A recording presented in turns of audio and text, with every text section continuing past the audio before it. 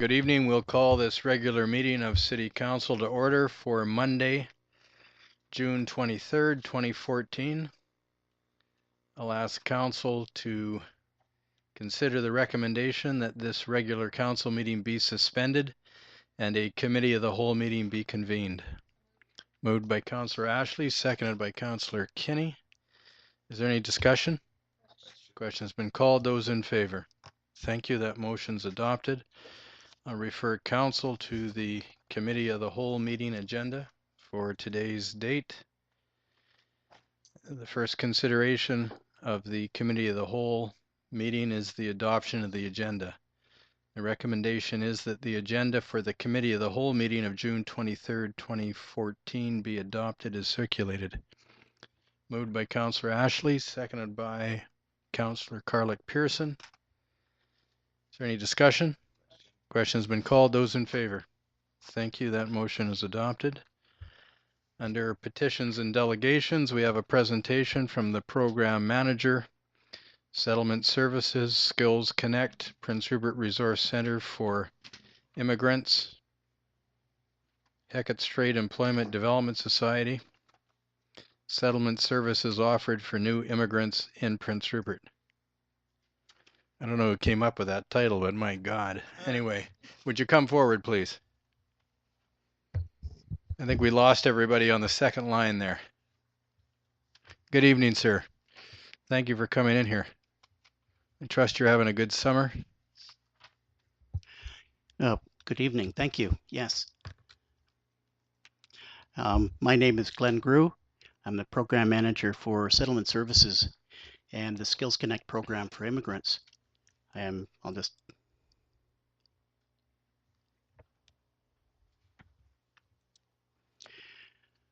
program has been started up as of April of this year, and it involves both provincial and federal, Citizenship and Immigration Canada funding. So this is in partial funding of provincial and federal funding.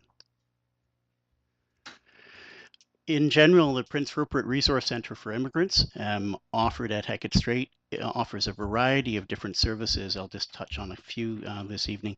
Computers and internet access, coffee club, field trips for newcomers, community events, including speakers, workshops, and an English club in partnership with the public library, community referrals and information for new immigrants, potlucks, and essentially the vision or the purpose is for building welcoming communities, inclusive communities for new immigrants in Northwest BC.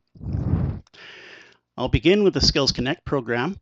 It's for permanent residents, 5 years or less. It's an employment bridging program, provides support to internationally trained individuals to transition to work in their field of expertise. We assess the skills, qualifications, and experience, and assist with obtaining industry-specific skills training. We also provide general orientation to job search, workplace culture, and the labor market trends. The other service and program is the Resource Library for newcomers. It offers a number of free orientation materials in different languages, topics such as employment, health, orientation in general to the City of Prince Rupert, as well as citizenship preparation. It also holds reading clinics to provide a more friendly reading space for families, as well as adult ESL learners can ask questions about new phrases, vocabulary, as well as asking about an individualized reading program for them. The Coffee Club is more for community connections, helping people come together, chat about ideas, provide advice about making a new life and settling in Prince Rupert. Conversation circles geared to practicing English in a more informal learning setting would include topics such as work, food, family, health and fitness, etc. We also invite guests from the community to share their information and answer questions with newcomers. The English Club is a partnership with the public library, and we've been hosting a monthly club for newcomers and their friends and family members to come out and find out more about books, local community events, resources, as well as meet people from the community. There's going to be computer tutoring available, short presentations, as well as an informal conversation circle. It's a great way for newcomers to meet new people, local residents, share ideas and experiences, and find out about the new services and programs. As far as community connections, we provide a number of different events that build bridges between new immigrants and local residents through the following activities. Community speakers are one thing that provides guests. We invite them to give talks about a number of topics and share their expert knowledge on a number of subject areas. Also, info sessions, where we invite community organizations and representatives from business and government to come to the center to provide information about services and programs. Computers and internet support are also offered for newcomers.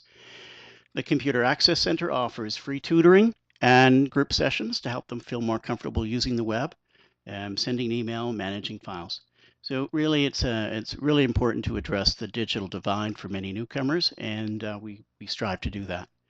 We also help them with signing up using the laptops for completing online forms, typing, preparing documents, as well as the tech support with printing and scanning and so forth. There's a number of tutoring opportunities for newcomers. At the center, we offer newcomers tutoring assistance and skills workshops on things like writing practice, guided speaking practice, public speaking, presentations, orientation in the Canadian workplace, as well as exam preparation for citizenship, post-secondary study, and professional licensing. For more information about the settlement services, please feel free to give us a call, Glenn Grew, and that's myself, program manager, as well as Julie Kirkbright, and settlement worker. Thank you very much. Thank you very much. Questions? Councillor Kinney. Thank you, Your Worship. Thank you, Glenn, for your presentation. Approximately how many immigrants do we get in a 6-month period or a year?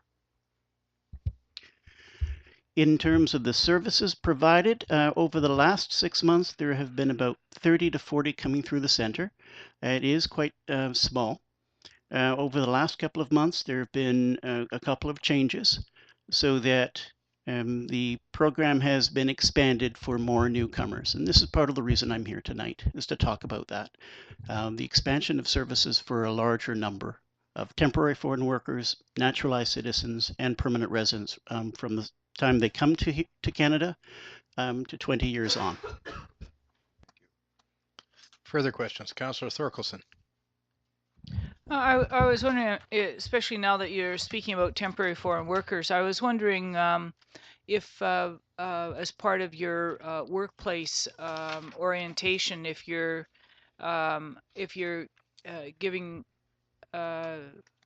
immigrants information on what their rights are regarding refusal to perform unsafe work, how to deal with workplace accidents, what the minimum wage requirements are, and that kind of thing. Every newcomer is provided an opportunity to access the information that is accessible for all Canadians insofar as employment standards and employee rights and so on. But in terms of in terms of where this is going, in terms of the topic, I'm not in a position as a qualified expert to talk about temporary foreign workers. No, I really wanted to know if that information is being given to the immigrants that are coming to Prince Rupert so that they are aware of what their working rights are, because many people come from communities where they don't have anything, and that's whether they're temporary foreign workers or not. But certainly, you know, you're talking about orientation to job search, Canadian workplace culture, local labor market trends. It just seems that you're talking in the coffee club about work, food, family, health, and it just seems that just wondering if you were making sure that they know what their rights are in Canada? Thank you for the question, because it is most certainly one of the objectives of the Settlement Services program to provide general information about employment and more specifically employee rights. Any further questions? Thank you very much for your presentation. Have a good evening. Thank you very much. Under the Committee of the Whole agenda, we'll move into the question period from the public. Are there any questions from members of the public concerning the city's operations this evening? Good evening. Good evening. Could you give us an update, and maybe it would come later in the meeting, on District Lot 444? There was a company that was to be set up. Has it been set up? How are we going to constitute that company? Because the council was up for an election. Will the public be able to put any more input into it? Those kind of things. Maybe you're going to do it anyway. Mr. Long, would you repeat your questions slowly, please? One at a time, perhaps. Mr. Golden? District Lot 444. What about the public input to it? There was an ad in the paper, and so, etc.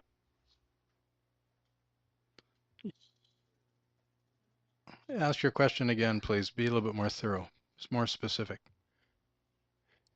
What will be the public's ability to comment on District Lot 444, which is sitting on our watershed, which is the significance of it, or sitting right beside our watershed, and that's the point of it. And so there was supposedly going to be an ad in the paper that said the public could put their input into it, but the date was wrong, and so is that ongoing? Well, I think if you want to give us some input on something, you can go ahead and do that during the Committee of the Whole. I was doing this for the public in general, who wasn't particularly here at the Committee of the Whole meeting. But secondly, a company was to be set up to buy it for $1.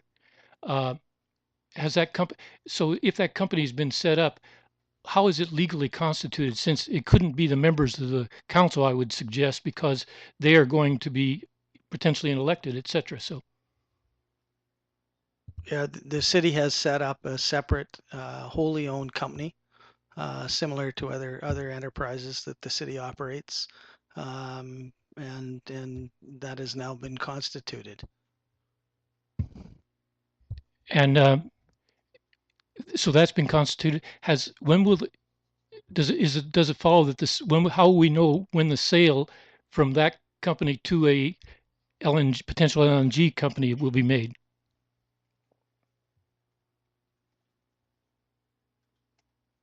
The only sale that we're talking about at the moment is moving the company from city-owned to the land. Sorry, the land moving from being the city's to the wholly owned subsidiary company that's owned by the city. Okay, thank you. Could you give an example of? You said it's like other things the city owns. Could you give an example of what you mean? City West. City West, exactly. Okay, so does that mean it'll have to, etc.? That's good. Thank you. Are there any further questions? Yes. Your Worship, I'm not totally satisfied with. I mean, I'm not exactly sure what Mr. Golden was getting to, but I think that, you know, the issues that were raised were, to me, seem to be, when is the public going to have a chance to talk about the proposed project on Lot 444, and I think that council is dealing with that. There's going to be a public zoning meeting there. We're trying to ensure that the process is set up so the public is able to get their questions answered, ask their questions, and then get their questions answered from the LNG proponent. Also, there will be have to be a public zoning session in which that we are going to have to rezone the land to a LNG only zoning. And I think that the company and the land issue are really not too sure that that's really the interesting part of it. We set up the company so that we can, if the city decides that we are able to rezone that according to the public zoning hearing, then if we decide to do that, that we will have the money deposited instead of into our land reserve, for which we can only use it for land and improvements land into a company where we can use the money from that land sale for things such as streets improvement, more sidewalks for you to walk on, Mr. Golden. I mean, things that mean a lot more. Maybe fixing our dam, and so that's what the company is set up. It's set up solely so that if we do make a land sale, that we have somewhere for that land sale to go to, so that we can use the money from that land sale if we decide to do that. The money to- would be used for community For infrastructure. community infrastructure that we can't do if we sell it, and the money just goes straight into land reserve. But I think, I want to make sure that if what your concern was, which I don't think the company should be such a great concern, I think as long as it's wholly owned and controlled by the city, which it is, by the city council, which it is, doesn't matter who the councillors are, that that we are going to ensure that the whole process regarding whether we're going to rezone that for LNG, and nothing can happen unless we do rezone it, that process will be thorough and public. And I want to say that we've spent a lot of time discussing that. So Your Worship, Well, certainly, really think that Mr. is Golden more was important. asking about the Legacy Corporation as opposed to he didn't ask specifically about any development on Lot 444, but it's fine that you've said that. Mr. Golden, one last question. If you'd like to come forward, please. That allows the people that are watching by television to hear your question. No, thank you. I caught me a little bit off guard, but you were exactly answering it. So I was worried about the potential for contamination of our drinking water, et cetera, and just the technicalities of it. But secondly, what you answered it fine, but are we assuming we're going to subdivide the land, or is it going to be lot 4.4? It's a little soon to tell that, Mr. Golden, but in terms of any consideration there, there'll be opportunities for public meetings and also the rezoning process, which allows for public comment. The other thing that was released to the public, and perhaps you missed it, was that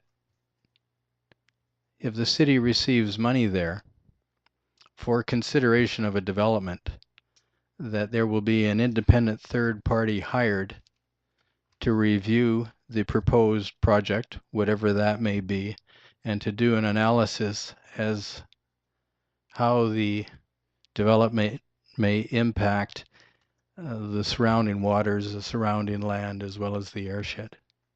So hopefully that answers it for you. Councillor Ashley. I just wanted to make a further comment. I mean, dates have not been set up yet, but there will be specific dates set up for when the company will be presenting to City Council, and when the company will be having open houses during the summer, and when public hearings are, and those will all be public, and trying to make opportunities for as much public engagement as possible. That's the hope. Councillor Cunningham. I think we can put Mr. Golden to rest with the idea that council feels this has to be totally transparent to the community. We do own this land. The community will have a big say on what we do with it. It's not going to be like any other land that in the waterfront where the city owns it and we have a say. It's not going to be any other project's demise. Thank you. There's nothing further. I'll ask council to adjourn and reconvene to the regular meeting of council. Moved by Councillor Carlick-Pearson, seconded by Councillor Garon. Any discussion? Question's been called. Those in favor? Thank you very much. We'll return to the regular meeting of council agenda. For council's consideration is the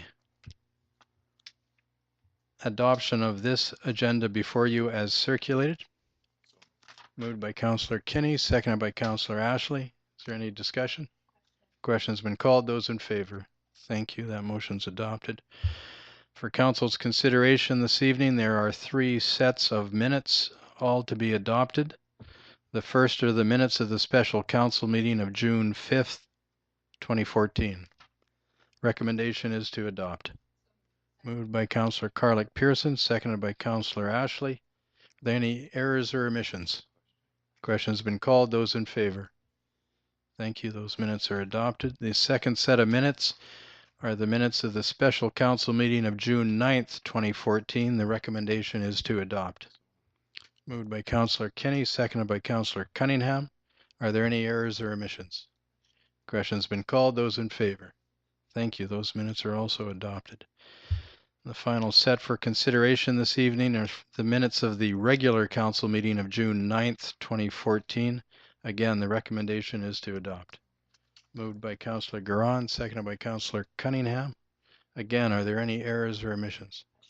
Question's been called. Those in favor? Thank you. Those minutes are also adopted. Next, under petitions and delegations, we have a presentation this evening. It concerns, we have here in front of us, in the pew there, representatives from Woodside Energy regarding the Grassy Point LNG facility. Good evening. I'd invite you to come forward and fill the chairs here and speak as you wish to. You're coming alone, are you? Thanks, Your Worship. Yeah, it'll just be me, but they're back up. Right, I see that, yeah. First, I'd like to thank you for your invitation to speak when we met with yourself and councillors, staff from council a couple of months ago, and this is an update to that meeting. Thank you very much. We really appreciate the opportunity to provide the information where we're at, and I apologise, Councillor Ashley, if you have to go through this again. I just ask you, sir, to pull the mic closer to you. That'll allow the people that are watching at home to catch everything you say. Okay. I have to get rid of this one. This isn't my presentation. Exit at the top.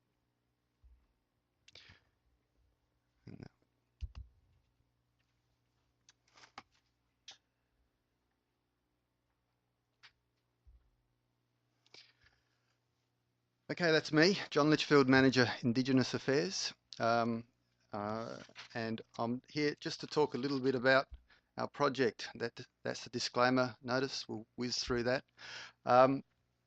Woodside, we are Australia's largest independent oil and gas company. This year we're celebrating our 60th anniversary. We have been making gas in Australia for the domestic market for 30 years, and we've been exporting LNG into the Asian market and beyond for the last 25 years. We are operating currently 6 of Australia's 7 LNG trains. We have been operating reliably, safely for all that time, for the 25 years of LNG. That makes us effectively a world-class explorer, developer, builder and operator of LNG facilities amongst anybody you would nominate in the world.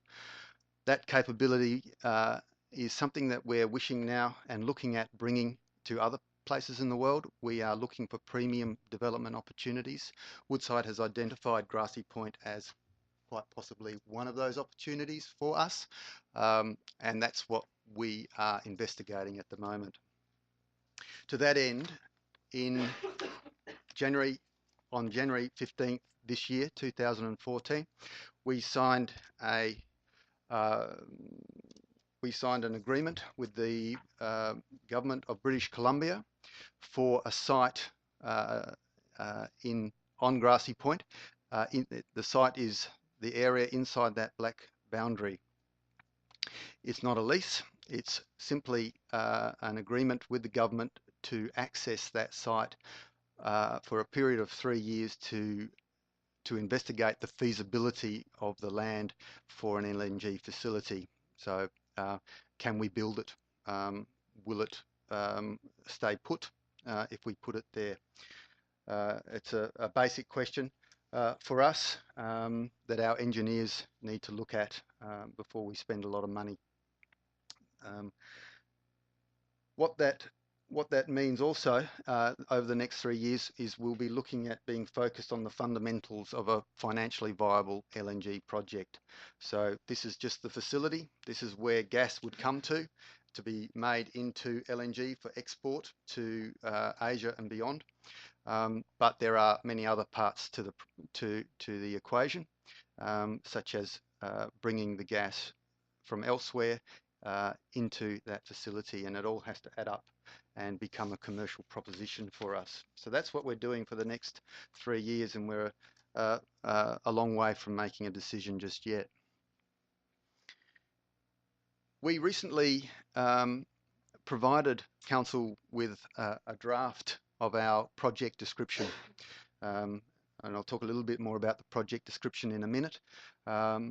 We provided that to other stakeholders and also to First Nation groups to have a look at before we provide it to the BC Environmental Assessment Office for them to load on their website, so that at which time it becomes a public document. In that document, this is a summary, effectively. In that document, we basically look at these two concepts. This is what we're going to be investigating over the next 3 years or so. One might fall out sooner than that, but this is our starting point. You see in front of you there the onshore facility. The one on the right is a floating nearshore concept. In both situations, each of those trains, you can see each of them have 4 trains of LNG. They would produce between 3 and 6.5 million tonnes per annum. Where they're different is the way they're built. You can clearly see that the footprint on the land is significantly different. The way in which they would be built is also significantly different. The onshore component would be built in modules, floated in on barges, and then basically built by a large workforce onshore. The floating concept would be effectively floated in one piece across the ocean, and effectively then tethered to the ocean with piles or something like that. I'm not a technical person, but that's effectively what would happen. We anticipate that we would be building in phases. So in the first phase, it might be 2 trains, for instance, to get going, and then scaled up to what you see there is the full 20 million tonnes per annum concept that we are talking about, the 4-train concept. If we get to the point of feasibility, then the design and construction phase would be 6 years from then. So that's the project description and what we're investigating in a nutshell. The proposed benefits. This is also very different in terms of numbers. The nearshore concept I've just talked about at peak construction would be 1,000 people. At peak construction for the onshore concept, 6,000 people. The operating workforce over the 25 years anticipated operation is 300 for both concepts. Both concepts would also provide a lot of indirect employment opportunities, we believe, and certainly our experience elsewhere in the world, for contracting supply of goods and services such as logistics, catering, maintenance, a whole range of services.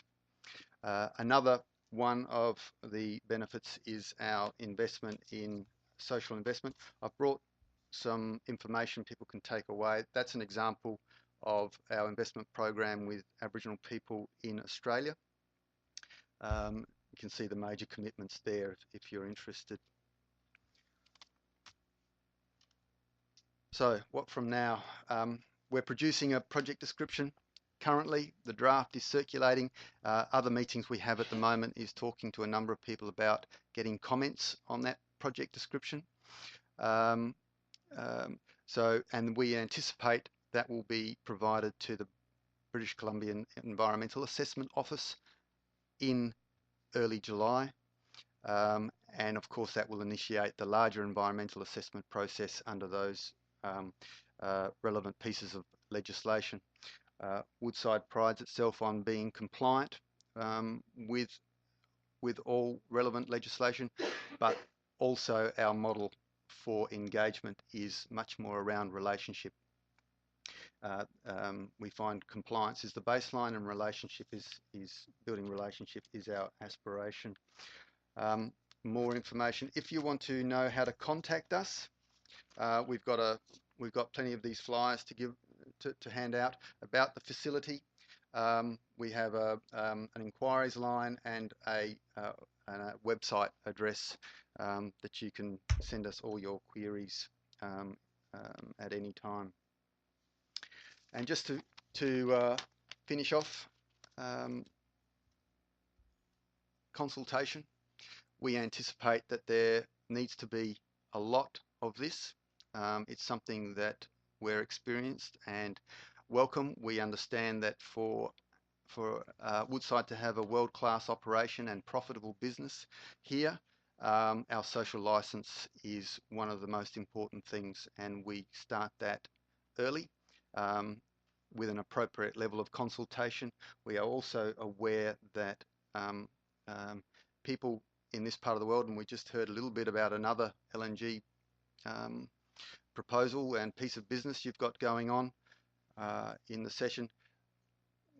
We are open to hearing from you about how you would like to be consulted on this, what forums you would use, like to see us use, who, when, how, and we are very open, and we will tailor our consultation to that, remembering that we will be, as a baseline, we will be compliant, but beyond that, we wish to build good relationships and find out how we can go about this to make it as beneficial for everybody.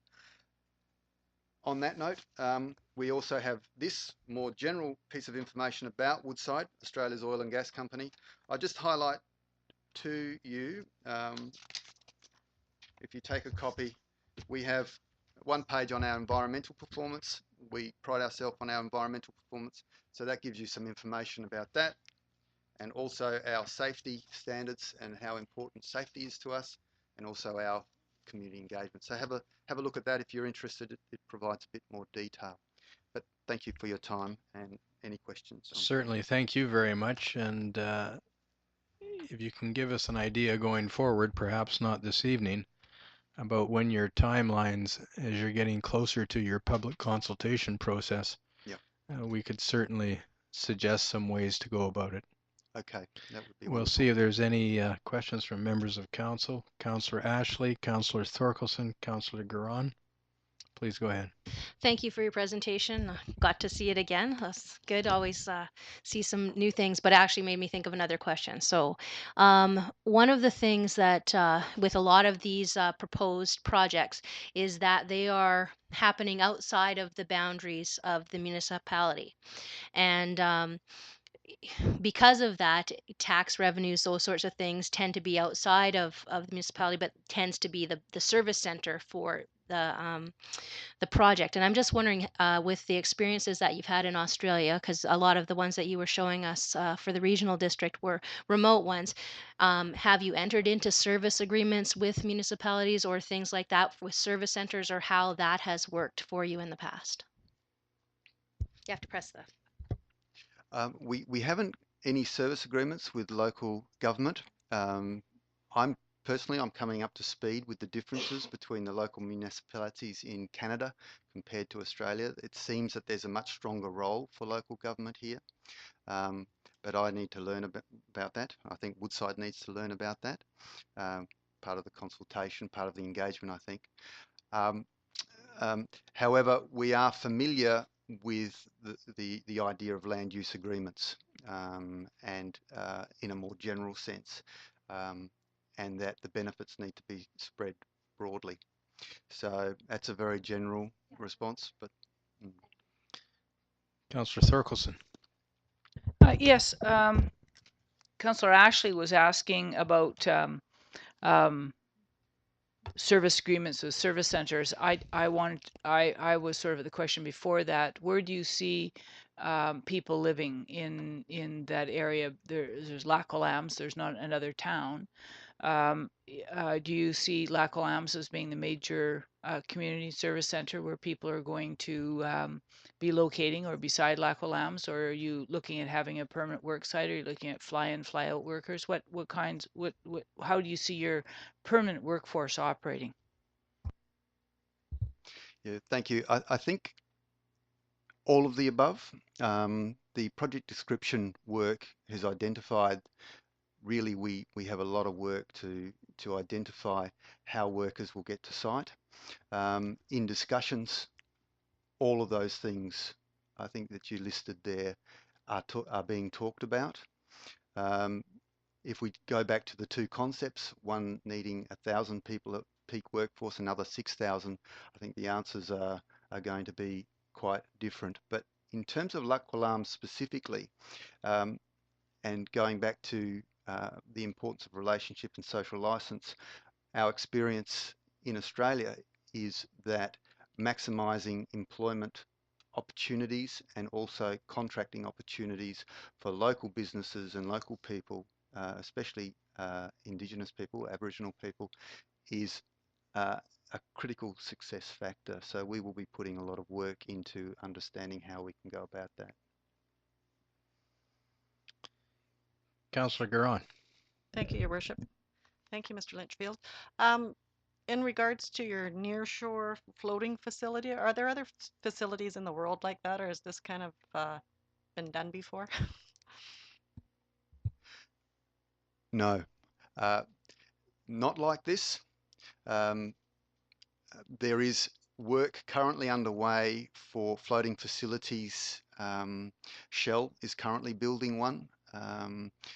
Woodside is thinking about building several. So it's new technology. So short answer is no. Having said that, having said that, the setup and what have you, the working parts are all well known about. It's just a concern. We have severe weather here and 24-foot tides sometimes. So it just makes me wonder if it's really feasible to do that there. But I'm not an engineer, so that's just a question I have. Further questions from members of council? Thank you very much. We'd be interested at some point in the future hearing more, particularly when you're talking about access and egress from the community here, which is the major service center, up to that area. You'll be setting up an office in town, will you? That decision will be made very soon. Good. People would appreciate that. They can come and get more information. Thank you to yourself and all of you for coming here this evening. We'll move on to reports and recommendations.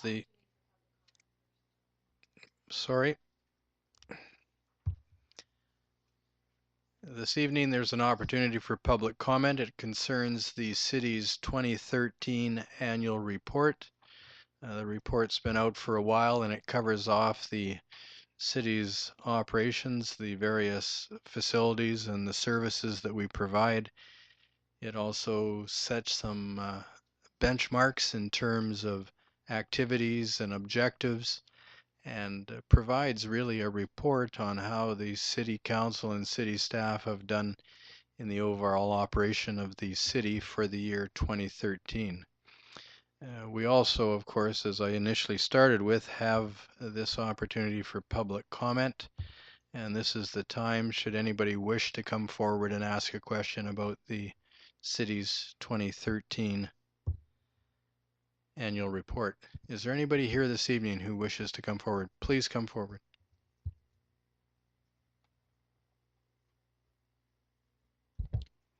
So I want to specifically ask about the Watson Island burn rate. Here it says it was $1.4 million in 2013. Is all that Watco, or was 90% of it Watco, or 50% of it Watco? And then further, the subsequent question is, if it's a high percentage, 1.3 million, how do we plan to take care of it in this year? Are we going to use surplus? We're going to redo a budget, Right. etc.? The burn rate for this year has been substantially reduced because there's been some of the concerns and some of the things that we had to monitor there are no longer there now. But I'll let Mrs. Bombin answer your question about the financial aspect. Mrs. Bombin, if you would, please. Mr. Golden, could you tell me what page you're looking at, please? Just so I can quickly look at it.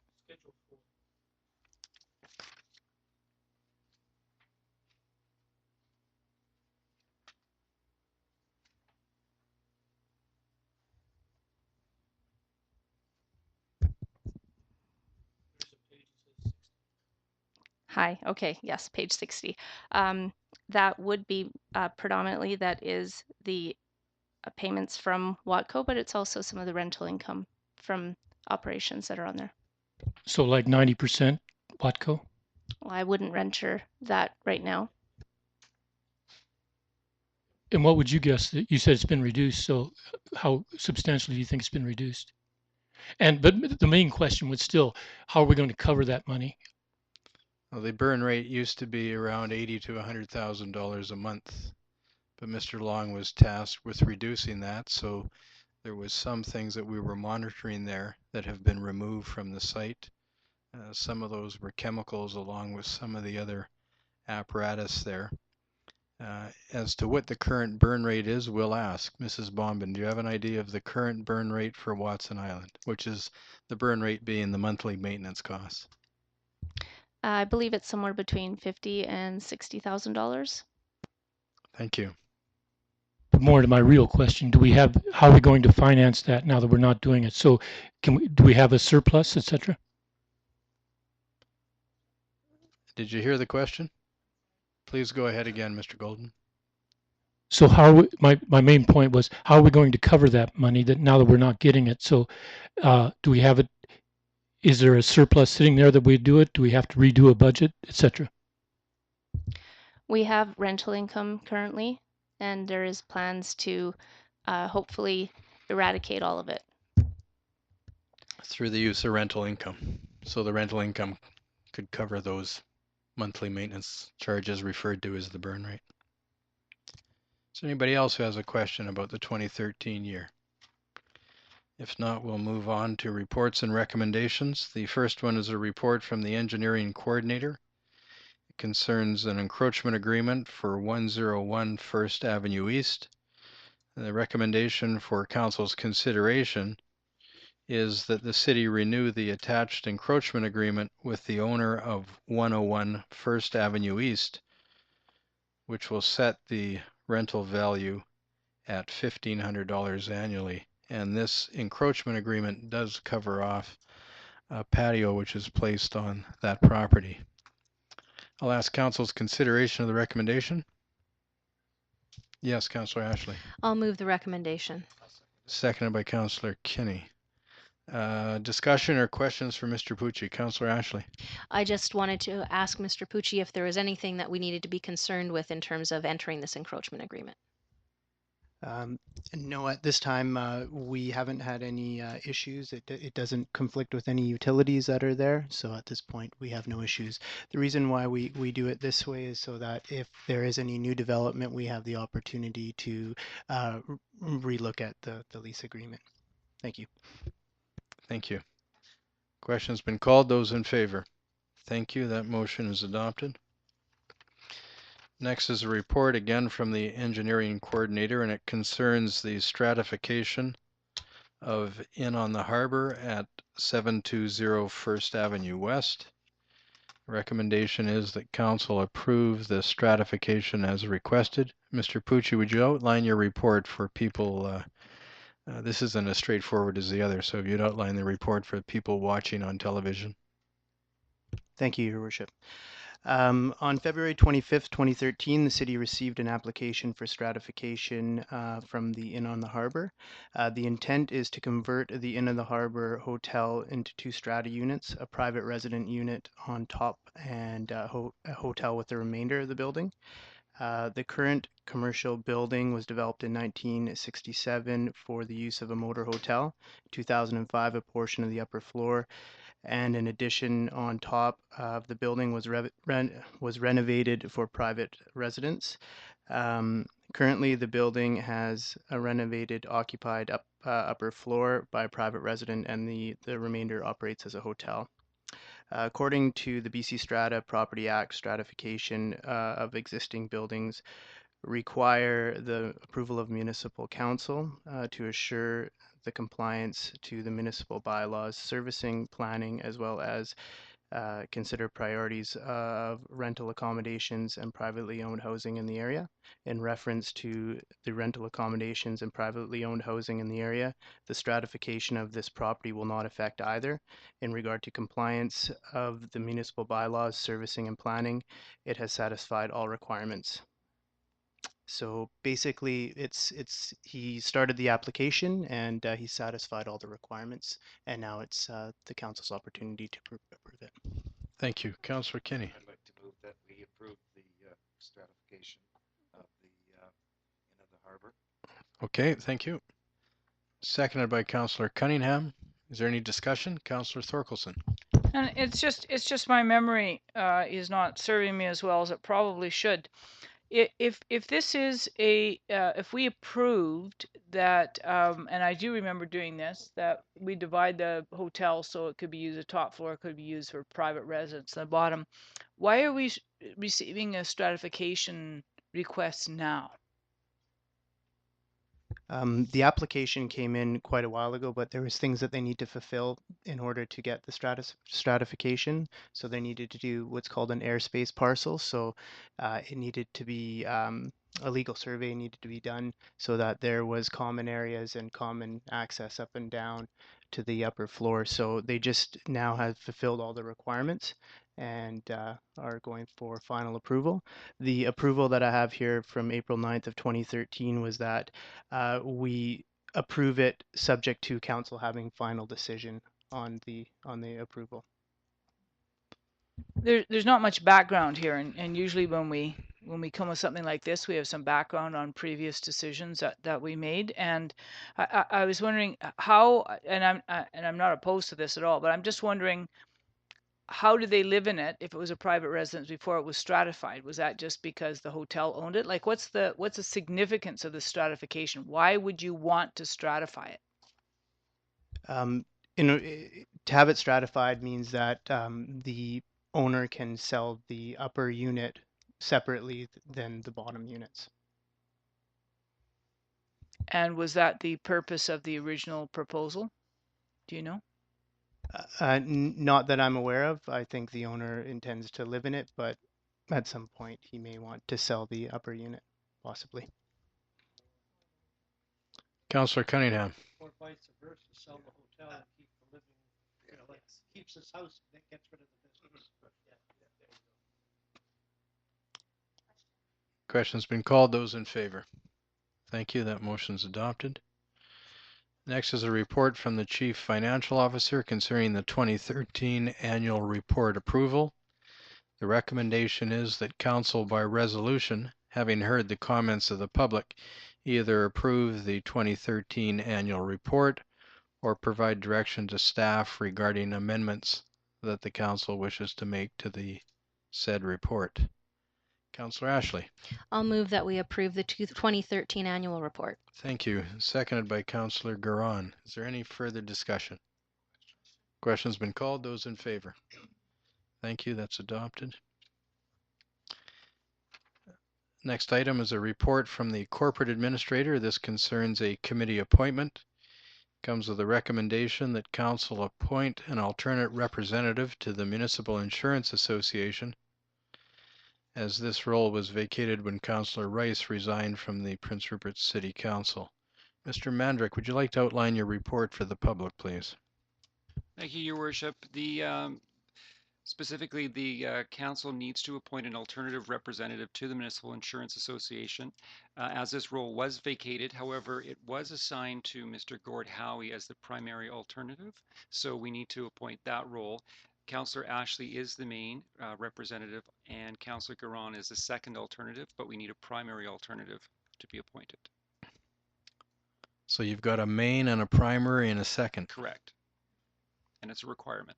Sounds like insurance. All right, Councillor Ashley. I just wanted to say, chances are I'm going to be around at least until the end of this year. We'll see what happens with elections. Right. But it's just basically in case I can't make it, because only one person has to go. Well, that's correct. And Yeah. when we go to the UBCM, sometimes, for instance, you could be off at a Yeah, no, it's regional possible. district gathering and somebody would need to attend.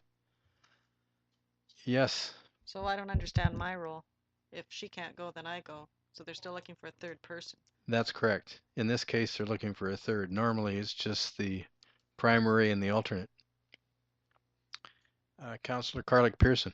Your Worship, I'll be the alternate's alternate if that's okay. I'll second. So it's been moved by Councillor Carlick Pearson that she'll be the third alternate, or the second alternate, and seconded by Councillor Kinney. Is there any further discussion? Question's been called. Those in favor? Thank you.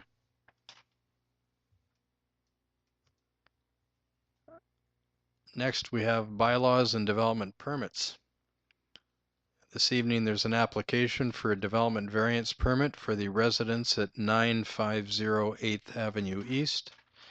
The recommendation is that the development variance permit application number DP-14-09 for 950 8th Avenue East proceeds to the public notification process. Councillor Garon.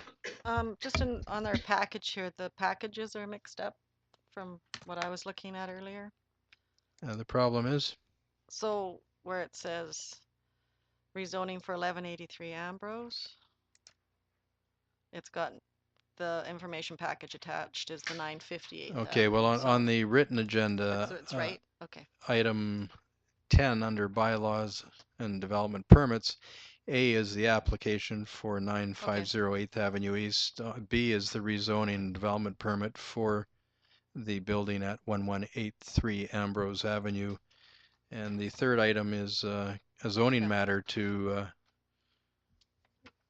amend and adjust a downtown development permit. Okay. So if it's right on the paperwork, then it's wrong on ours. Right, right. I'm just wanting to confirm that Mr. we're all Long, dealing with the right information.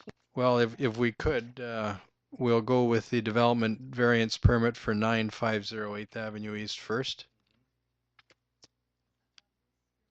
No, it's 950 8th Avenue East. It may be the second item on your agenda copy. Councillor Ashley. So based on that, and that it's 958th Avenue East, I will move the recommendation. Seconded by Councillor Kenny, moved by Councillor Ashley. Mr. Krekic, did you want to do your presentation on this matter? Your Worship, if it's okay with the first mover, that everything is clear, I don't need to spend It any is more very time. straightforward. Yes, it is. I'll ask council if there's any discussion. The motion's been moved and seconded. Question's been called. Those in favor? Thank you. That motion's adopted. Next, we'll move on to the rezoning and development permit application to allow a multiple family development at 1183 Ambrose Avenue. Councillor Cunningham, would you like to excuse yourself? Certainly. Yes, Councillor Carlick Pearson. I'd like to move the recommendation that Okay, council. I'll read it first. Go ahead. That council introduce and give first reading to the City of Prince Rupert zoning amendment bylaw number 3348 2014 and instructs staff to commence the referral process and public notification. I'll make the recommendation. Okay, seconded by Councillor Kinney, moved by Councillor Carlick Pearson. Mr. Krekic, would you like to do your presentation on this? This is more detail in this application.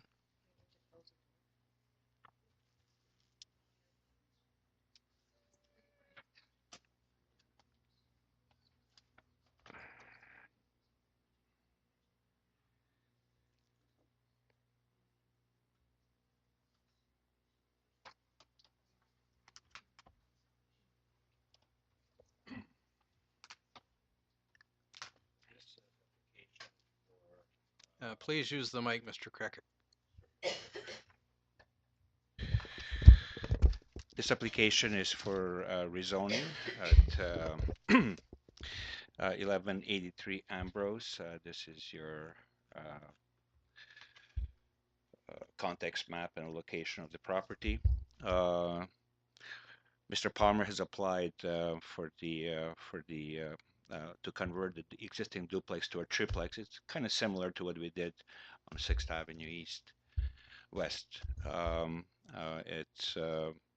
the proposed project requires amendment to the zoning bylaw to change it to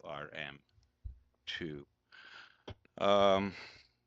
The applicant's been considering this project for a while and intends to retain the existing footprint, but by the time he changes the roof and interior work, it's essentially a new build. The property is located on 6th Avenue East near public transportation, and the overall intent of increasing density in this corner is congruent with what our official community plan is trying to work with. And in addition, a very old and tired and up to now vacant building we put back in use your property. And in conclusion, the staff supports this application, Your Worship. Thank you very much. Any questions for Mr. Krekic? If not, Councillor Carlick Pearson, please go ahead. I'd like to just note that this building was a burn building, right? So it's been abandoned for many years. It's in a cross street that is very visible and a high frequency street.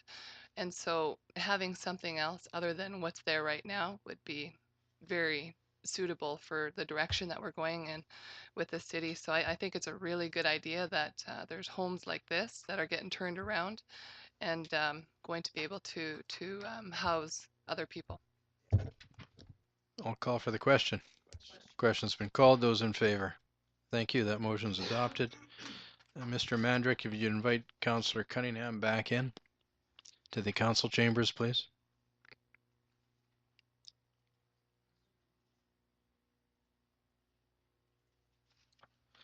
The next item on the bylaw, or pardon me, on the agenda under bylaws and development permits is the zoning bylaw number 3286 2009 amendment to adjust downtown development permit area boundary. There's an error there, Mr. Krekic. I believe it should be, or you are amending bylaw 3286 2009 with the zoning amendment bylaw number 3349 2014. Thank you. Councillor Thorkelson. Your Worship, the my place of employment is on here, and as I'm the manager, I'm going to recuse myself. Thank you. So the recommendation to the council is that they introduce and give first and the first reading to the City of Prince Rupert Amendment Zoning Bylaw number 3349, 2014, which will allow staff to commence a referral process. And once again, the zoning amendment bylaw is number 3349, and this is to amend a principal bylaw, which is zoning bylaw number 3286. Mr. Krekic, would you please outline your information on this matter? Thank you, Your Worship. So the sum total of this amendment is that number one, perhaps a little bit awkwardly identified in a report, but nevertheless, it's It's just an play of numbers that when we adopted the zoning bylaw, we included the downtown development permit area and Cow Bay development permit area, as well as the other development permit areas as part and parcel of the zoning bylaw. So we are actually amending the zoning bylaw and the schedule that's dealing with development permit area. Some time ago, I'm actually sadly late in delivering this information to you when the council tasked me to do the parking study or to identify the number of grandfather off-street parking places in downtown area. And finally, we were able to get some means, and we commenced that work about 2 months ago.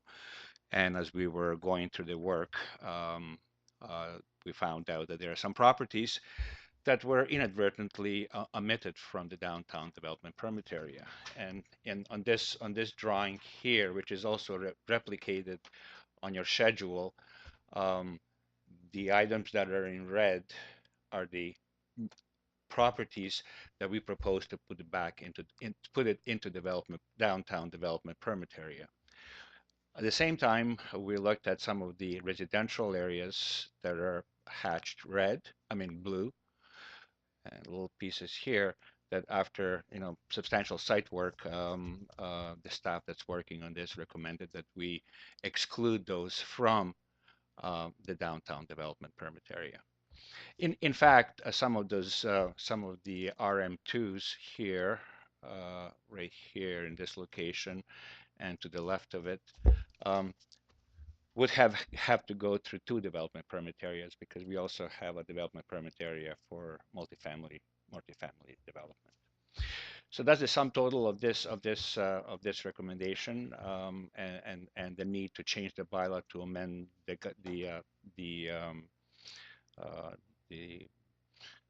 limits of the downtown development permit area, which in sum total would benefit those who were excluded as well as those who were included. And so, for example, in C3 area, if you're not in development permit area, you cannot seek pay in lieu for parking.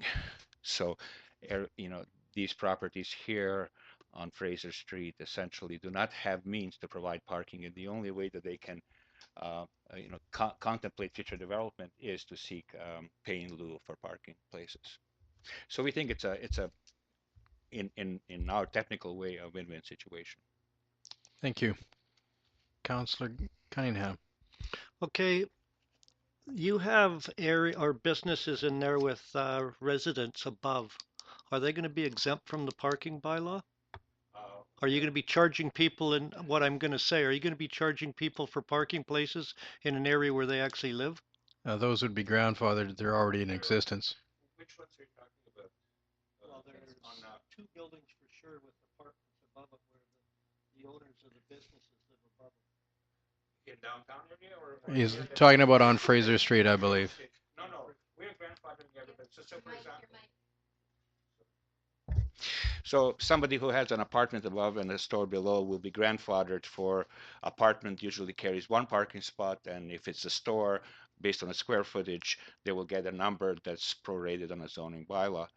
Somebody comes in and puts another residence above, say for example, that they make 2 apartments out of 1, they will have to provide 1 more parking place, and to get out of the penalty box, they can go and pay in lieu of parking to put it in. And so by doing this, first of all, they recognized a certain number of parking places as per the existing use, and then moving forward, they have an option to purchase pay in lieu parking places. Councillor Ashley.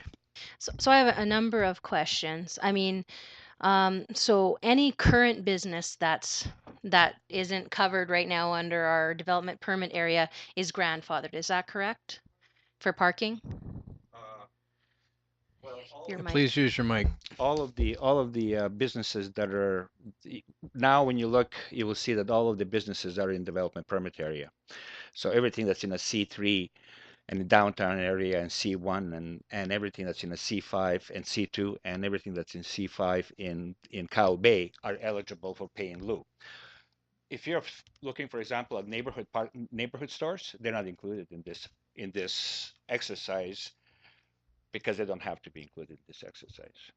So I'm getting a little confused because what I'm trying to ask, I'm guessing that the red area ones, and I mean I know downtown, but I don't know which businesses those are. What I'm wondering is why would we need to change it right now? Like, what I understand that you're saying that it's so that somehow that parking can be provided, but I don't understand that. So I'm wanting to get like a clarification on what you mean by that. Because what I would understand right now is if they're not in the development permit area, that whatever they've got right now would be grandfathered. So and maybe I've just got it wrong. So I'm just asking for clarification. So the mechanism that we established when we were changing the zoning bylaw and trying to make everybody even, so that places that did not have parking requirements can exist in the future. We place them into development permit area, and once in development permit area, then you have this mechanism of pay in lieu. So now, the reason for those 4 properties that are hatched red is simply a mistake. We didn't pick it up when we were drawing the borders. So now, by placing them inside the borders, we can actually give them the grandfathering allocation, first of all.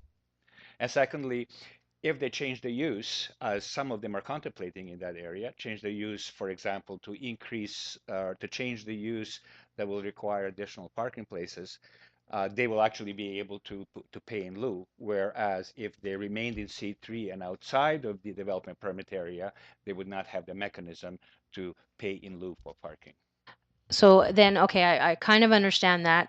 But if they were wanting to sell, could they not individually? I'm just saying, because I know how much time our staff is spending on planning for other things. So this is where my concern's coming from, is that if they decided they wanted to sell a property on that street, could they not apply for a zoning change at that time? Like if they said we wanted to sell, can we apply because we don't have the mechanism to get that parking if we change use?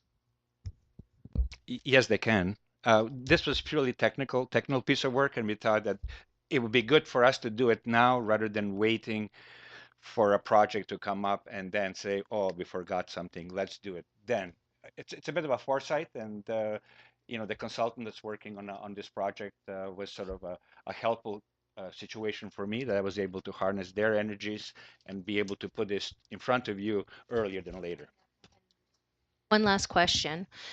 So not knowing what these properties are, other than the parking, are there other things that those properties would then somehow have to be responsible for or have different requirements than what they do now? I'm trying to think of what's along that edge. I think there are some though that are more I don't know. I mean, there's some there's dance there's things. some There's vacant properties yeah. there. So I'm wondering what new requirements there would be from what they have now. Probably the last sentence in the first paragraph. Probably the last sentence in the first paragraph of background and analysis kind of says it all. Is including the properties will ensure that they are held to the same standards of urban design as the rest of the downtown. In addition to the whole conversation about parking, which I thought would be clear, but took a little bit of time to explain. This is really, the essence that the idea of the development permit area, especially downtown development permit area and Cow Bay development permit area, is certain guidelines that are going to foster certain goals in how the community looks like and the streets look like and the neighborhoods look like. So from that aspect, they will have to come for development permit area as many other projects do come, and we look at their design guidelines and look at the signage and stuff like that. Thank you.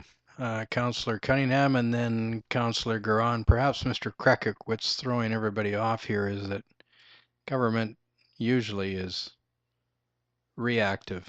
You're trying to be proactive. Maybe I should change my ways, Your Worship. Not at all. No. Councillor Cunningham. Fisherman's Hall's in there. What's the parking for them? It's a non-profit organization, and it's a multi-use facility.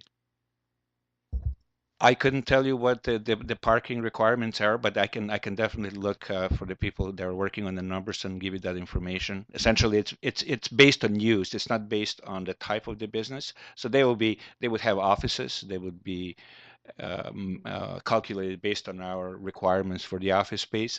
They have some assembly space there for public assembly, so we do that. I think they have some classrooms. So one of our building inspectors is actually going from place to place and assigning a parking number that we will give it to them. But I can make a note and I can tell you for the Fisherman's Hall what we got so far. Well, what I'm getting at is you've got a nonprofit organization there that's already struggling from day to day to do things. And now, are you going to be charging them for parking and adding another burden to them? Absolutely not. They are going to be grandfathered for the use that they have. They're going to be told what you have now is going to give you. You have 3 parking. I'm just imagining now. You have 10 parking places. The requirements are for 25. We're going to grandfather you for 15 additional parking places in this imaginary parking lot. End of story. Nobody pays anything more. Councillor Garon. Thank you, Your Worship. Thank you, Mr. Krekic. So just, I'm pretty sure I understand the whole thing. Somebody forgot to put these in. They should have been in there because we wanted to encompass everybody in downtown into the DPA, which is design guidelines, etc. So everybody in that zone is grandfathered when you bring this in. My question is the boundary that goes by C3 there on 2nd Avenue with the, yeah. So you're bringing those in, or they've been excluded? They're taking them out. They were in, but you're taking them out. Yeah, Okay. This was the location. Yeah. We put a line around, and when we started to actually look at it, most of these are residential, and now we have multifamily residential. So to avoid the complications, we will exclude. Okay, that's great. Thank you. I'll ask council to consider the recommendation. Question's been called. Those in favor? Thank you. Thank you, Mr. Krekic. Mr. Mandrick, if you'd ask Councillor Thorkelson to return to the council chambers, please.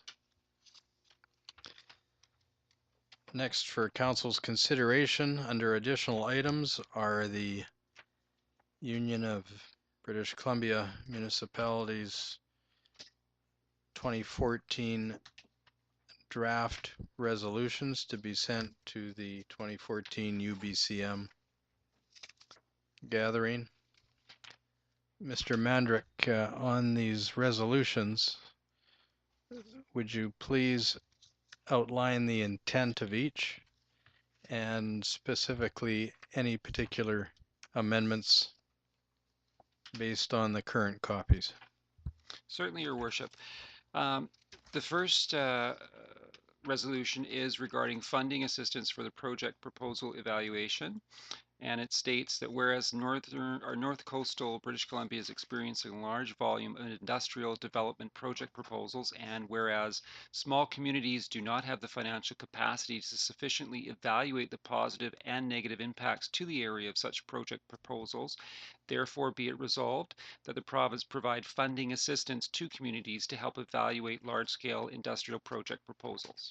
Thank you. I'll ask council if they would like to have this adopted by the council and sent to the 2014 UBCM conference. Councillor Ashley. I'll move that we adopt that resolution regarding funding assistance. Thank you. It's been seconded by Councillor Carlick Pearson. Discussion? Question's been called. Those in favor? Thank you. Please go ahead, Mr. Mandrick, with the second resolution. Thank you, Your Worship. Payment in lieu of taxes, PILT, a resolution. Whereas when a port property within municipal boundaries is under the administration and control of the federal government and is not leased out to a third party, the Port Authority makes payments in lieu of taxes, referred to as a PILT, for these services because the port, in its capacity as a federally incorporated agency, has a constitutional exemption from paying property taxation. 2. The Port Authority.BC assessment decides on the eligibility, class, and value of the land and improvements used to calculate the PILT on a port property. The Ports Authority valuation of the port property is generally less than the valuation which would be made by BC Assessment, and property valuations are therefore inconsistent, and as a result, port authorities are not paying a fair share and equitable share of property taxes compared to other municipal taxpayers, which contradicts the broader policy of the PILT Act. Therefore, be it resolved that the port authorities in British Columbia immediately begin using BC Assessment eligibility, class, and valuation information for the purposes of calculating the PILT on a consistent basis for port properties within municipal boundaries. Thank you. Councillor Ashley. I'll move that we send that one to UBCM. Thank you. Seconded by Councillor Garon. Discussion? Question's been called. Those in favor? Thank you. That's adopted. Mr. Mandrick, if you could move on to the third resolution for consideration, please. Thank you, Your Worship. The third resolution contains information about the Port Property Tax Caps Resolution. Whereas in 2004, the provincial government introduced temporary municipal tax rate restrictions, referred to as caps, until 2018 on ports under the Ports Property Tax Act in order to make BC ports more attractive to Canadian and international investors, these port property tax rate caps were made permanent in 2014. The provincial government does not compensate municipalities with ports for the full loss of property tax revenue resulting from these port property tax rate caps. These provincially imposed port property tax caps therefore, A, interfere with the ability of municipalities with ports to access adequate financial resources to support community needs contrary to Section 1(2)(s) of the Community Charter. B, they interfere with the ability of municipalities to determine the appropriate level of municipal taxation contrary to Section 1(2)(d) of the Community Charter. Therefore, be it resolved that the provincial government eliminate port property tax rate caps by repealing the applicable provisions of the Ports Property Tax Act in the fall of 2014. Thank you. Councillor Ashley. I'll move that we send that one to UBCM. Okay, is there a seconder? Seconded by Councillor Thorkelson. Discussion? Question's been called. Those in favor? Thank you. That's adopted. Mr. Mandrick, number 4, please. Thank you, Your Worship. The fourth resolution is regarding Birth Corridor. Whereas the Port Improvements Birth Corridor Tax Exemption Regulation BC Reg 198/2004 exempts birth corridor improvements including breakwaters, crane rails on wharves or piers, docks including caissons and rock mattresses, dolphins, floats, jetties, piers, wharves, and specified piles from property taxation in specified circumstances. This birth corridor taxation exemption A, interferes with the ability of municipalities with ports to access adequate financial resources to support community needs contrary to Section 1(2)(s) of the Community Charter. B, interferes with the ability of municipalities to determine the appropriate level of municipal taxation contrary to Section 1(2)(d) of the Community Charter. And C, results in municipal taxpayers subsidizing port properties. Oh, I'm sorry, we've gotten rid of C. Sorry, thank you. Therefore, be it resolved that the provincial government repeal the Port Improvements Birth Corridor Tax Exemption Regulation in the fall of 2014. Thank you. Councillor Ashley. I'll move that we send that one to UBCM. Thank you very much. Is there a seconder? Seconded by Councillor Garon. Discussion? Question's been called. Those in favor? Thank you. Number 5, Mr. Mandrick. Thank you, Your Worship. The following is about flexible matching grants. Whereas most federal and provincial grant programs require from 1/3 to 1/2 matching funds in order to qualify for grant funding programs, and whereas many municipalities are struggling with overwhelming infrastructure needs and lack of adequate revenue to address whose needs, including the amount of money required to match funds to apply for these grants, therefore be it resolved that UBCM lobby the provincial and federal governments to provide other options for communities to take advantage of these grants, including forgivable loans, the ability to pay the matching portion over a number of years, lower levels for matching, i.e. 1/10 for smaller local governments, and or providing grants that do not require matching funding. Thank you. Councillor Ashley. Just before I move it, I think that in the whereas clause where it says address whose needs, it should be those. Okay. So if I changed it to those, I would move that to, we send that to UBCM. Okay, is there a seconder? Seconded by Councillor Garon. Any discussion? Question's been called. Those in favor? Thank you. Mr. Long, the latest Build Canada Fund criteria, I believe that's 1/3, 1/3, 1/3, isn't it? Yes. Number 6, Mr. Mandrick. Thank you, Your Worship. Unconditional grants. Whereas many grants are very restrictive in their nature, which limits the ability of local governments to use the money to service the best needs of their citizens and cause inappropriate allocation of scarce local resources, therefore be it resolved that grant requirements be more flexible to allow for local governments to determine how the money would best be used to meet the needs of their population. Thank you. I'll move that. Is there a seconder? Seconded by Councillor Ashley. Discussion? Question's been called. Those in favor? That passes. Thank you. That the availability to have flexible criteria is a great concern to a lot of local governments throughout British Columbia. We'll get a lot of support on this. Item number 7. Thank you, Your Worship. The last item is about poverty reduction. Whereas the province of British Columbia is only one of 2 provinces in all of Canada that does not have a poverty reduction plan, and whereas there is a need for such a plan to help support those who suffer from poverty in our province, in particular children and seniors, therefore be it resolved that the UBCM lobby the provincial government to create and implement a poverty reduction plan, as well as set aside the resources to support this plan. Councillor Ashley? Well, Councillor Kinney had just said he'd moved it, but I would second it. Okay, so it's been moved by Councillor Kinney, seconded by Councillor Ashley. Is there any discussion? Councillor Kinney? No? Councillor Ashley, please I go just ahead. wanted to make a brief note. I wanted to thank actually CAPS for bringing this issue forward. It's not that people didn't know about it, but the fact that they brought it forward has allowed us to kind of, take this, I think, forward to UBCM. Move it along, yeah. yes. Yes. Further discussion? Question's been called. Those in favor? Thank you. That's adopted. Thank you, Mr. Mandrick. We'll move on to reports, questions, and inquiries from members of council. Councillor Kinney. Thank you, Your Worship. As I am leaving at the end of the week for my holidays, we have to appoint an acting mayor, as I am the acting mayor for July. Who's next on the schedule? Mr. Mandrick?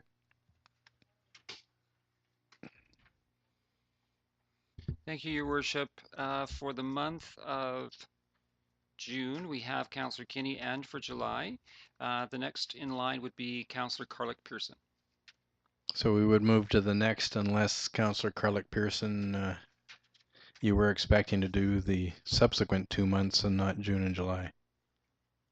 Yes, Your Worship, because I am quite busy with my job, and I can't guarantee that I'm going Okay, to be we're looking available. for a volunteer as the acting mayor for latter part of June and July. Okay, a motion, please. Okay, moved by Councillor Ashley, seconded by Councillor Carlick Pearson, that Councillor Gina Garon be the acting mayor for the months of June and July in the absence of the mayor. Thank you. Question's been called. Those in favor? That motion passes. Don't forget to take some sunblock with you, Councillor Kinney. Councillor Ashley, we're on to reports, questions, and inquiries. Please go ahead. Been hearing obviously a lot about Enbridge, et cetera, in the news lately. And one of the things that has been accompanying this has been talks of things like oil refineries coming to Prince Rupert. Now, I don't expect us to get into a discussion about this now because I think it's something we need to think about. But I'm going to make a notice of motion for the next council meeting that we change our zoning. And I don't know exactly how this works or if it can be done, but we change our zoning so that there are no oil refineries allowed within the municipality of Prince Rupert.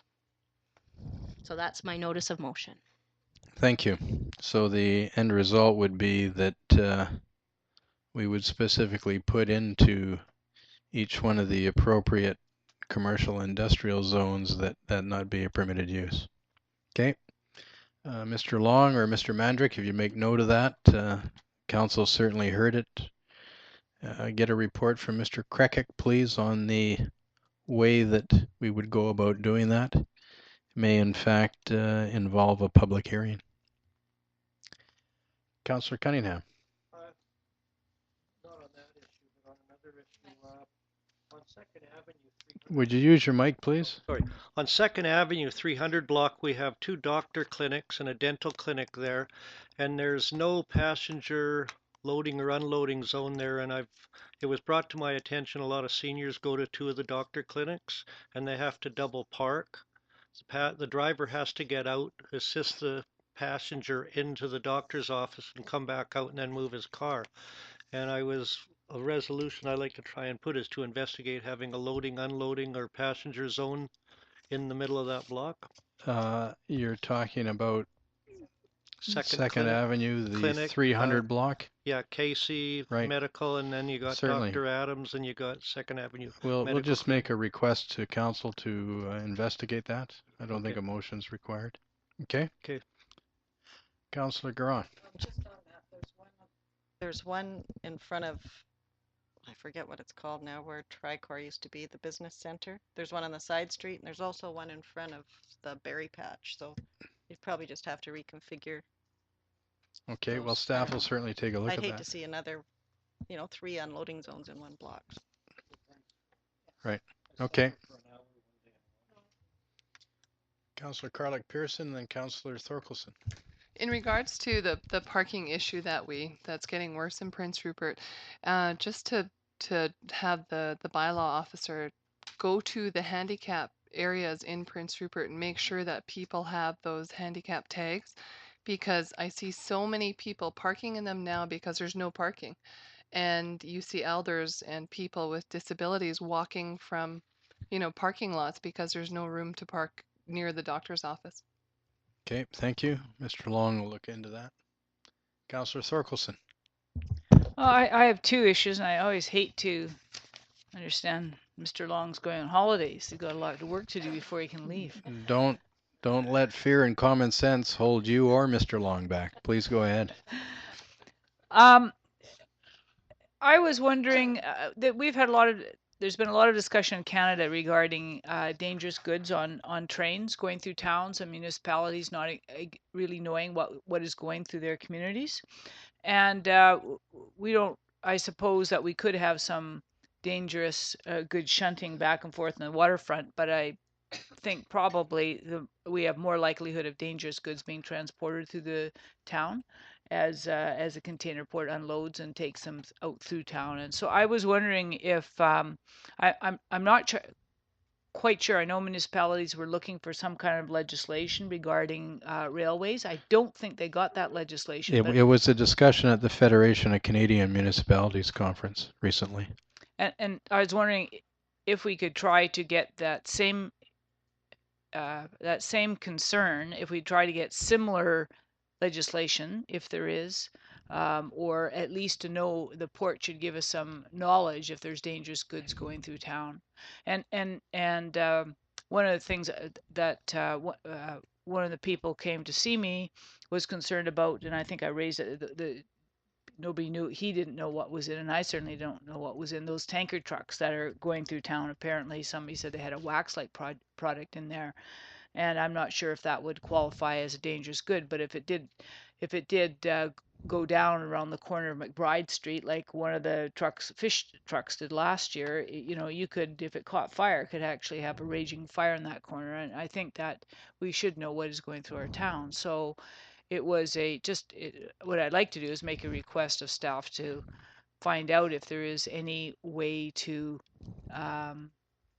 enforce the traveling dangerous good legislation, if there was any type that was made for trains, if we can try to enforce it on vehicles going down 3rd Avenue. Certainly, Mr. Long will ask the Emergency Services Coordinator. Anything further? Yes, my next, I guess we certainly need a report on it, and I'm not quite sure it's got so many facets, Your Worship. I'm not quite sure how we should engage in this discussion, but it's a discussion about housing. And I know Mr. Krekek has been in charge of looking at getting us a baseline study on housing. It was a topic at our last community meeting, and we have a letter that we're supposed to look at regarding supportive housing. Sending to see if we agree with it and then send it off to the this is addressed to the Northern Health Authority, or though I suppose it could be addressed to somebody else. And also other parties in town have raised the issue of housing strongly with us, and the idea of how we can move developments forward so we don't get caught behind the eight ball, as it were. And of course, the other thing is what do we do with supportive housing? And I mean, with low cost housing or social housing in town, just both low cost housing and social housing for seniors. So I was thinking that maybe we should get a report back to council on setting up a housing committee that could deal with these issues and make them more manageable for council to deal with them. So I would suggest that if we had a committee, that they could actually look at what the 5 or 6 categories are and try to list what the issues would be on each one of those categories, where the solutions may come, where the funding may come, no funders, these funders. And it was quite interesting to find Vancouver has a whole pile of policy on housing, and they have one that I looked at over supportive housing.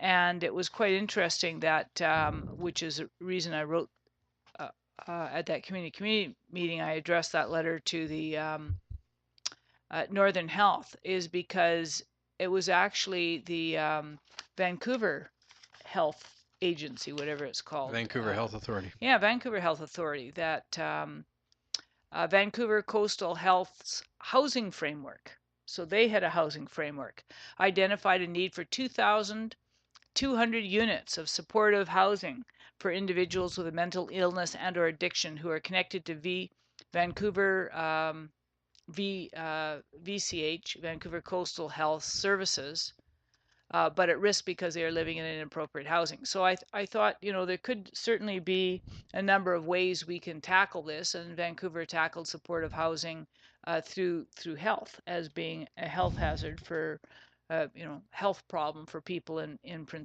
Vancouver.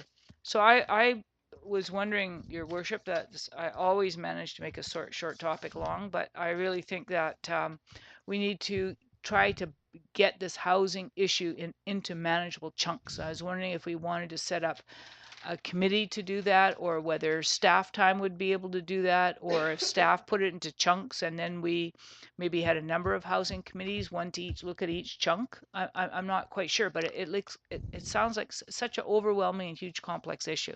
And I thought I should bring it to council. We should maybe have a discussion on what we want to do with that. Perhaps the best way to proceed based on what you've just outlined. Mr. Krekik is working on both a housing study and a vacant land inventory. The housing study will be ready before the vacant land inventory is. And when he is presenting that information, we need that baseline information to approach other levels of government, their ministries or their agencies. So when we get that information, along with that, we could request staff provide additional considerations to how best to proceed once we get that information. If we set something up before we get that information, we still need to know how to proceed, and the information is critical. So I believe, Mr. Long, that Mr. Krekik's information on that could be ready in July. So perhaps the next council meeting, the one afterwards, we'll get that information and get a report from council on suggestions of how to proceed. If that's appropriate for the council, it's certainly up for discussion here.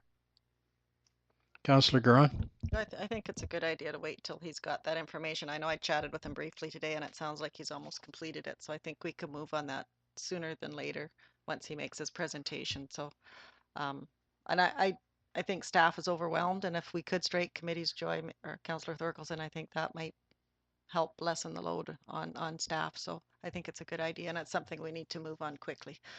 Certainly. Councillor Ashley.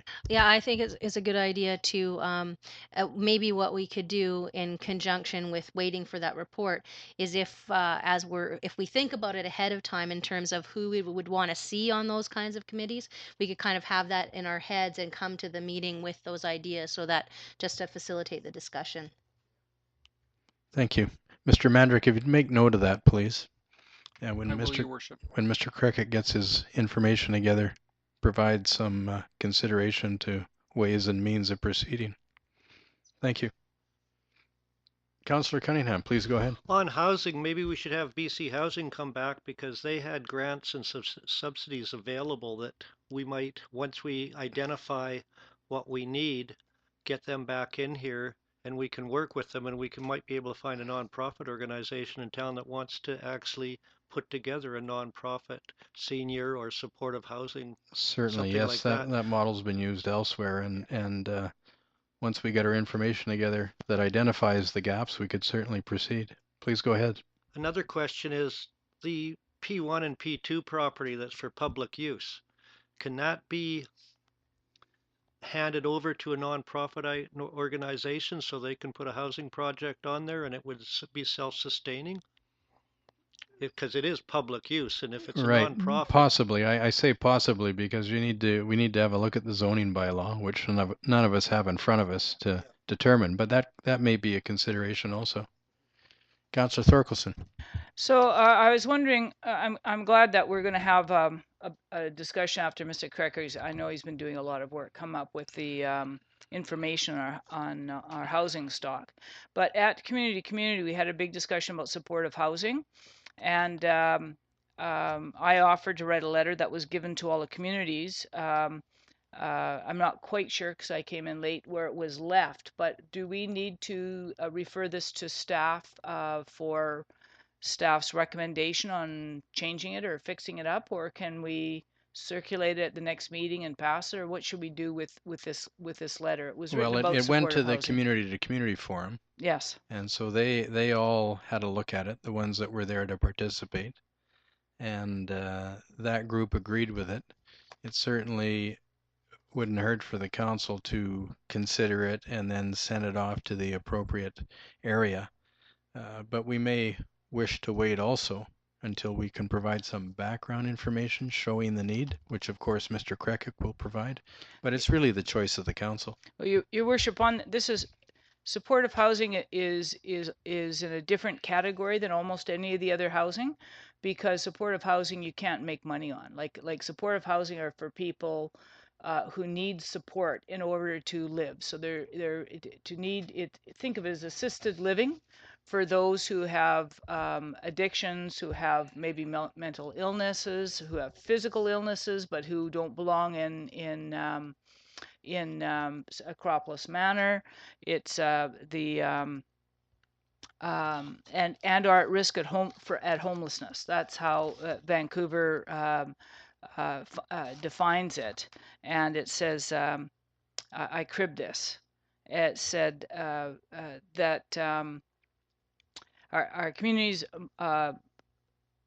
supportive social housing is housing for people who are in need of support in addition to safe, secure, and affordable housing. Support helps tenants stabilize their lives, enhance their independent living skills, and reconnect with their community. Supportive housing connects residents to services and provides a supportive environment that maximizes the residents' independence. So it's something that we're going to need in our community. We have need right now. We have more and more homeless people, and many of them need to live in supportive housing, not just in low-cost housing. So that's why, Your Worship, we don't have any of this supportive housing right now. We don't really need Mr. Krekic to tell us that we don't. So that's why I was wondering if we could send this off. I feel very strongly that if we don't look at supportive housing, that we'll just have a larger issue in our community as people are moved out of where they're living now, and because they're the least desirable tenants and are unlikely to find a place to live or able to maintain a place to live.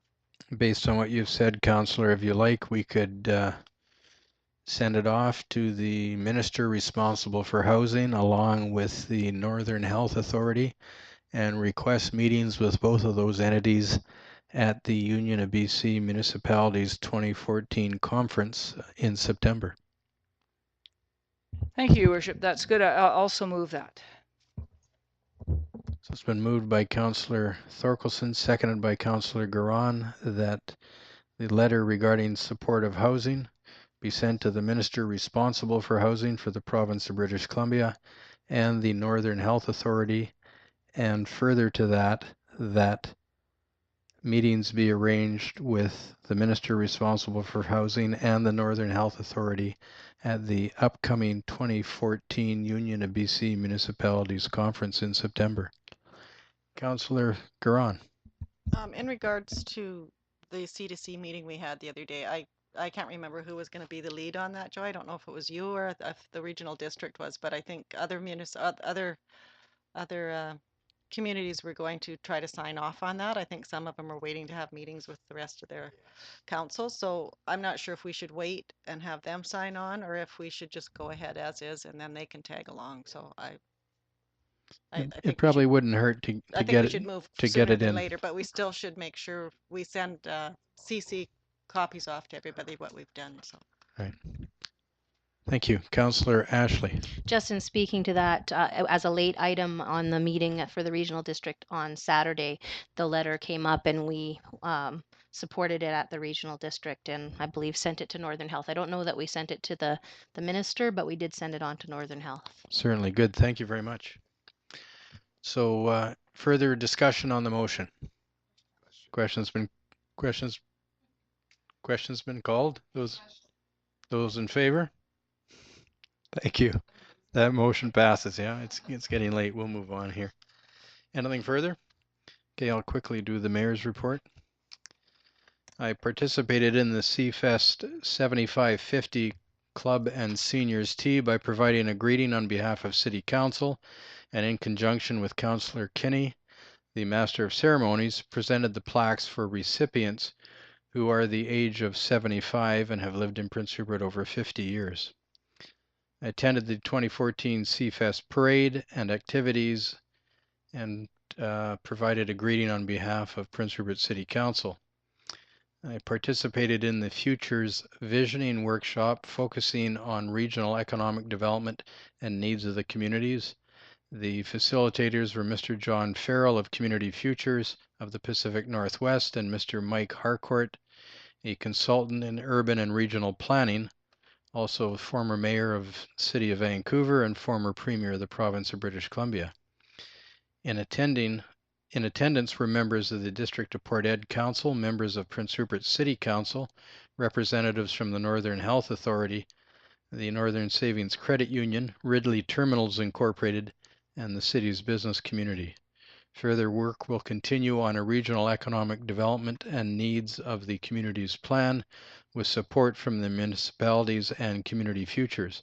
Mr. Harcourt was not only instrumental in leading the discussions, but also in approaches and entities that could assist with funding for this activity. I attended the Prince Rupert and District Chamber of Commerce meeting for June. The presenters were Mr. Robert Long, City Manager, and Mr. Jay Dilley, the President of Hawk Air. It was announced that Hawk Air will start in August with an early morning service, Prince Rupert to Vancouver, returning that same evening to Prince Rupert. Councillor Gina Garon was also in attendance. I participated in an emergency management British Columbia earthquake and tsunami preparedness consultation. The provincial government is meeting with community representatives to create an enhanced earthquake and tsunami preparedness plan for the province. Topics discussed were enhanced awareness, better communication, the best way and the best form of communication. It was thought that an enhanced but standardized form of communication may be best, distributed in a variety of formats. While the stakeholders' consultation will be completed in July, the final report is expected by the end of 2014. In addition, I requested consideration that emergency preparedness supplies and services be increased on a regional basis. Prince Rupert is now the third largest port in Canada by volume shipped. As such, a needed response to an emergency should not be at least 72 hours away. The emergency response should be available sooner by locating immediately needed supplies and services within the region. This would save lives and reduce disruption during an emergency event. I participated in an introductory meeting with representatives of KBR and McElhaney Consulting Services. This is another group interested in the communities of Prince Rupert and Port Edward and the opportunities in the development of a liquefied natural gas export terminal on Lilu Island. I attended the graduation ceremony to celebrate the students' graduation from the Pacific Coast School and provided congratulations and best wishes on behalf of City Council and our residents. This year, 14 students were in the graduating class. I participated in the community-to-community forum hosted by the District of Port Ed. Representatives attended from Lac Williams, Kitkatla, Port Edward, and Prince Rupert City Council. I attended the Prince Rupert Port Authority's annual public meeting. 2013 was another year of growth for the port and its export terminal tenants. Councillor Cunningham was also in attendance. I attended the opening of the Pacific Northwest LNG office in the District of Port Ed and provided a greeting and best wishes on behalf of Prince Rupert City Council and our residents. I also attended the National Aboriginal Day celebrations to acknowledge the Tsimshian and the diversity of Aboriginal cultural art and heritage of many nations in our community. Also, on behalf of City Council, provided a greeting and best wishes to the participants.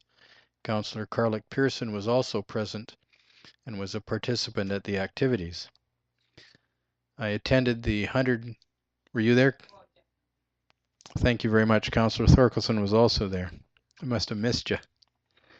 I attended the 125th anniversary celebration of the North Pacific Cannery Village Museum, which held a weekend celebration and provided a greeting and best wishes on behalf of City Council and our residents. Last two items. This coming Friday, June 27th, the city will be hosting 2 small pocket cruise ships.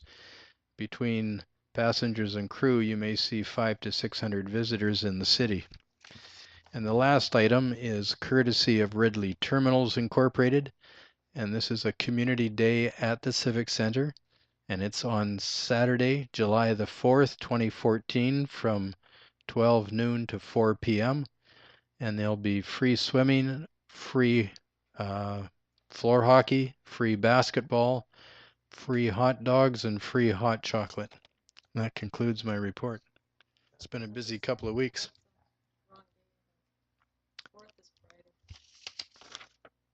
The notice says Saturday. Let's check that right now. It'd be the 5th. This notice says the 4th, but if it is Saturday, it is the 5th. Anyway, people can certainly phone the recreation complex or look on their website. Councillor Ashley. Just, I mean, it's wonderful to see Ridley doing this again, and they've done it many times They over do it the. annually, yes. And Couple and times a year. sometimes it's a couple times a year. I'm wondering if we could send a letter of thank you on behalf of the citizens of Prince Rupert for Certainly. doing that for people. If you'd like to make that a motion. I would like, yes, I would like to make that a motion. Seconded by Councillor Kinney. Discussion? Question's been called. Those in favor? Thank you. That passes. It is very much appreciated that they consider and try to facilitate various residents. Doesn't matter what your age is. If there's nothing further, I'll ask Council for a motion to adjourn. Moved by Councillor Ashley, seconded by Councillor Cunningham. Discussion? Question's been called. Those in favor? Thank you. This meeting stands adjourned.